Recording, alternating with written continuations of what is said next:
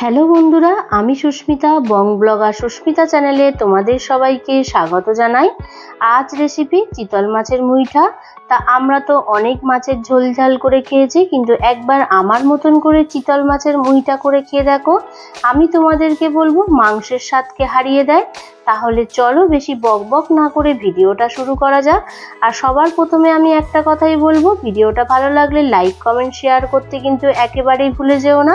নতুন কেউ দেখে থাকলে চ্যানেলটাকে সাবস্ক্রাইব করে দিয়ে বেল আইকনটাকে অল করে দিয়ে আমার পাশে থেকো। এখানে দেখো আমি চিতল মাছগুলোকে কেটে নিচ্ছি এই কারণে, চিতল মাছ কিন্তু ভেটকি মাছের পাতুরির মতন ফিলে করে কেটে নিয়ে আসতে হয়, কিন্তু যেহেতু আমি আলাদা করে কেটে আনিনি তাই জন্য এটা একটা ধৈর্যের ব্যাপার। তাই জন্য দেখো আমি ধৈর্য সহকারে কিন্তু সমস্ত মাছের দাগার পিসগুলোকে আলাদা করে কেটে নিলাম। নিয়ে চামচের সাহায্যে এরকম আলতো করে কিন্তু মাছের ওই যে উপরের মাংস থাকে সেগুলোকে আলাদা করে আস্তে আস্তে করে বার করে নিচ্ছি। আর চিতল মাছের কাঁটা কিন্তু খুবই নরম হয়, তবে এই চামচের সাহায্যে মাছের যে মাংসগুলো তোমরা বার করবে তখন যদি কাঁটা থাকে কোনো ভয়ের কারণ নেই, আস্তে আস্তে কিন্তু কাঁটাগুলোকেও বের করে দেওয়া যায়। তবে এই কাজটা একটা ধৈর্যের ব্যাপার আর সময় সাপেক্ষের ব্যাপার। এই দেখো ঠিক এরকম ভাবে কাঁটাগুলোকে বের করে নিতে হবে। আর তোমরা মনে করলে আলাদাভাবে কিন্তু মাছগুলোকেও ওরকম ভাবে বাজার থেকে কাটিয়ে আনতে পারো। তারপরে দেখো সমস্ত কিন্তু মাছ থেকে মাংস বের করে নেওয়া হয়েছে, সাথে লাগছে সিদ্ধ আলু, পেঁয়াজ কুচানো, রসুন, আদা, কাঁচা লঙ্কার পেস্ট, একটা গোটা ডিম, আর লাগছে সাথে একটু তেল। তবে এখানে আরো কিছু মশলা লাগছে, সেখানে আছে হলুদের গুঁড়ো, জিরের গুঁড়ো, ধনের গুঁড়ো, গোলমরিচের গুঁড়ো, কাশ্মীরি রেড চিলি পাউডার, আর সাথে নিয়েছি স্বাদ অনুযায়ী সামান্য একটু লবণ। তোমরা যেমন লবণ খেতে পছন্দ করো সেরকম লবণ অ্যাড করবে। এখানে দেখো আমি মাছগুলোকে কিন্তু আলাদা পাত্রের মধ্যে দিয়ে দিলাম, সাথে এখানে সিদ্ধ করে নেওয়া গোটা একটা আলু দিয়ে দেবো। যেহেতু এখানে হাফ হাফ করে রাখা আছে তাই জন্য এখানটায় 2 পিস আলু দিয়ে দিলাম। তোমরা আলুটাকে আলাদাভাবে ম্যাশ করে নিতে পারো, কিন্তু আমার মনে হয়েছে হাতের সাহায্যে খুব একটা স্মুথ হবে, ওই জন্য নিয়ে নিয়েছি।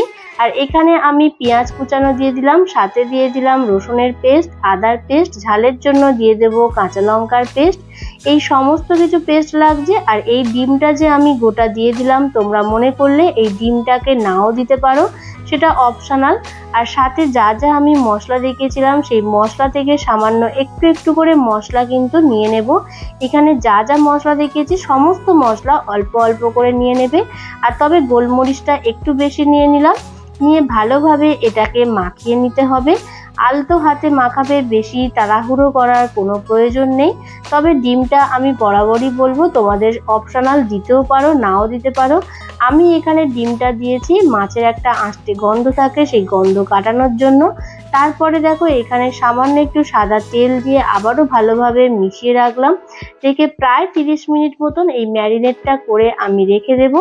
30 মিনিট পর আবার দেখা হচ্ছে। এখানে দেখো হাতে যেহেতু মাছগুলো লেগে না যায় তাই জন্য আমি 2 হাতে তেল ব্যবহার করলাম, করে মাছগুলোকে মুঠো মুঠো করে নিচ্ছি। যেহেতু এটার নাম চিতল মাছের মুইঠা তাই জন্য তোমরা চেষ্টা করবে এরকম মুঠো করে করে আর কি শেপ আনার।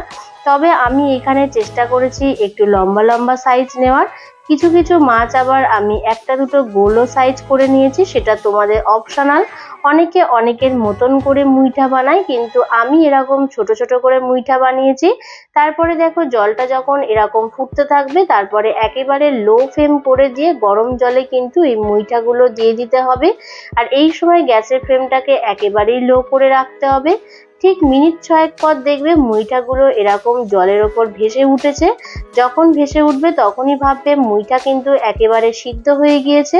তখন এই আলাদা চামচের সাহায্যে জল ঝরিয়ে নিয়ে আলাদা আলাদা করে মুইঠাগুলো তুলে নিতে হবে।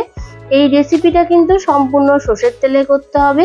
আলাদা আর একটা প্যানের মধ্যে আমি সর্ষের তেল দিয়ে দিয়েছি। তেলটা গরম হয়ে আসলে প্রত্যেকটা মুইঠা থেকে দেখো আমি কিন্তু এপিট ওপিট করে ভেজে নিচ্ছি।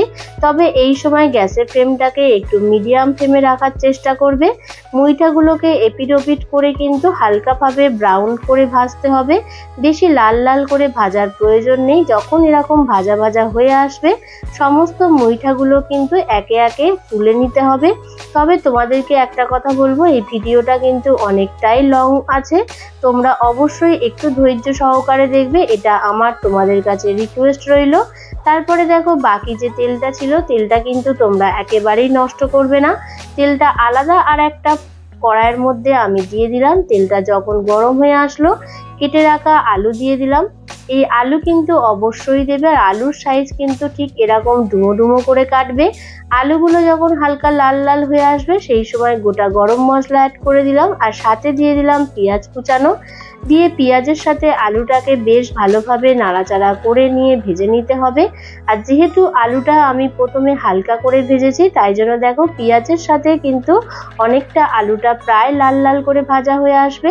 আর যখন দেখবে পেঁয়াজ আর আলু ভাজা হয়ে এসছে, সেই সময় আদা রসুন কাঁচা লঙ্কার যে বাকি পেস্টটা ছিল, সেই সমস্ত কিছু পেস্ট এখানে দিয়ে দেব। তবে আমি তোমাদেরকে বলবো, এই রেসিপিটা যদি তোমরা একটু ঝাল ঝাল খেতে পছন্দ করো, তাহলে কিন্তু কাঁচা লঙ্কাটা আরেকটু বেশি পরিমাণে দেওয়ার চেষ্টা করবে। আমার সমস্ত রান্না কিন্তু কাঁচা লঙ্কাই হয়, আর তোমরা যদি শুকনো লঙ্কা খেতে পছন্দ করো, তাহলে কাঁচা লঙ্কার সাথে 2-3টে শুকনো লঙ্কা বেটেও দিতে পারো, তাতে কোনো সমস্যা নেই। তারপরে দেখো এটাকে আমি ঢাকা দিয়ে রেখেছিলাম, ঢাকাটা খুলে নিয়ে আবারও বেশ ভালোভাবে নাড়াচাড়া করে নিচ্ছি। নেওয়া হয়ে যাবার পর টমেটো কুচিগুলো অ্যাড করে দিলাম, আর টমেটো কুচি দিয়ে আবারও বেশ ভালোভাবে এটাকে কষিয়ে নিচ্ছি। এবার দেখে বুঝতেই পারছো সাইড থেকে কিন্তু হালকা হালকা ভাবে তেলটা রিলিজ হচ্ছে। এই সময় তোমরা চেষ্টা করবে রান্না করার সময় একেবারে লো টু মিডিয়াম ফ্লেমে রাখার। আর বাকি যে আমার মশলাগুলো ছিল মাছের ম্যারিনেট করার সময়, সেই সমস্ত মশলা কিন্তু টক দইয়ের সাথে বেশ ভালোভাবে মিশিয়ে নিয়েছিলাম। নিয়ে সেই মশলাটা এখানে অ্যাড করে দিচ্ছি। যেহেতু আমি টক দই ব্যবহার করেছি, তাই জন্য গ্যাসের ফ্লেমটাকে একেবারে লো করে দিয়ে ভালোভাবে কিন্তু এটাকে কষিয়ে নিতে হচ্ছে। গ্যাসের ফ্লেমটাকে লো করে দিয়ে ভালোভাবে কষাতে কষাতে কিন্তু আলুগুলো প্রায় অনেকটা সিদ্ধ হয়ে আসবে। আর দেখো তোমরা দেখে বুঝতেই পারবে সাইড থেকে কিন্তু হালকা হালকা কিন্তু তেল ছেড়ে আসছে। এই সময় কিন্তু অনবরত কষাতে হবে, আর রঙের যখন এরকম পরিবর্তন হয়ে আসবে, তখন আরেকটু টেস্ট করে দেখবে লবণটা ঠিক আছে কিনা। এখানে লবণের পরিমাণটা কম ছিল বলে আমি সামান্য একটু লবণ অ্যাড করে দিয়েছি। আর যেহেতু টক দই ব্যবহার করেছি, তাই জন্য ব্যালেন্স ঠিক রাখার জন্য সামান্য একটু চিনি অ্যাড করলাম। তারপরে দেখো চিনি আর লবণটা দিয়ে আবারও ভালোভাবে এটাকে কষিয়ে নিচ্ছি। এই সময় কিন্তু গ্যাসের ফ্লেমটাকে একেবারেই লো করে রাখবে, না হলে কিন্তু তলাটা জ্বলে যেতে পারে। কষানো হয়ে যাবার পর এখানটায় আবার একটু ঢাকা দিয়ে দিলাম। যেহেতু আলু সিদ্ধ হওয়ার ব্যাপার আছে, তাই জন্য ঢাকাটা খুলে নিয়ে দেখো তোমরা দেখলে বুঝতে পারবে চারিদিক থেকে কতটা তেল রিলিজ হয়েছে, আর তলাটা কিন্তু হালকা হালকা লেগে আসছে। এখানে আর বেশিক্ষণ কষানোর কোনো প্রয়োজন নেই। যখন দেখবে একেবারে আর কষানো যাচ্ছে না, অনেকটাই কিন্তু শুকিয়ে এসছে, সেই সময় যে মশলাটা করেছিলাম তার মধ্যে যে সামান্য মশলা লেগেছিল, তাতে জল অ্যাড করে দিলাম। দিয়ে সেই জলটা এখানটায় দিয়ে দিলাম। অবশ্যই কিন্তু এই জলটা ঈষৎ উষ্ণ ব্যবহার করবে, না হলে কিন্তু খেতে একেবারেই ভালো লাগবে না।